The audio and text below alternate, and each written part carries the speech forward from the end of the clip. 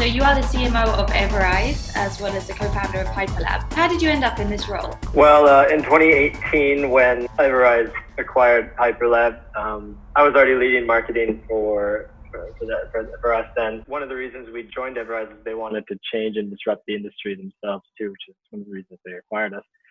And not being from the BPO industry, I think I had some ideas on how we could do that.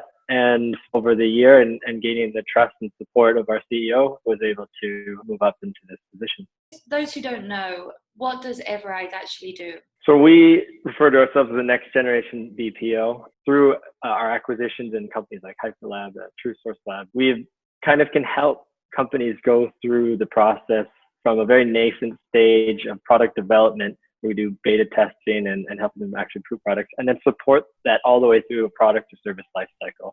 So it's not just answering phone calls, but actually helping a business improve the top line and the bottom line through both risk mitigation through outsourcing, but also through value-added services. So, right now, obviously, we're in such a competitive landscape, and it's extremely easy to research and compare different products and services, especially B2B solutions.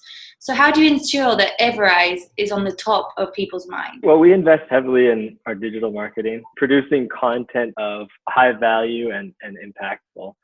So we try to do, quite a few white papers, but as well, we try to make them more easily digestible by turning that into video content. So we record interviews with our staff, with our thought leaders.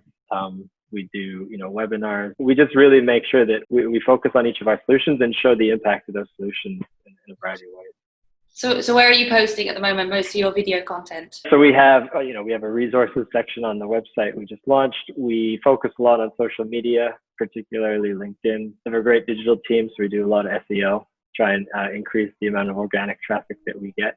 And we do a lot of partner marketing.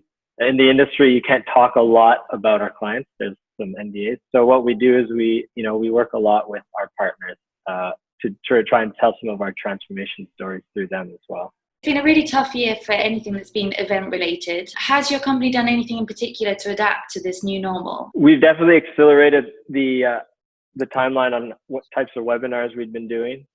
We were already kind of doing a lot of digital marketing, so there wasn't a lot of change, but we did adjust some of the things we did. So before, when we wanted to do some new video content, we could actually go to the site, film it, and record it.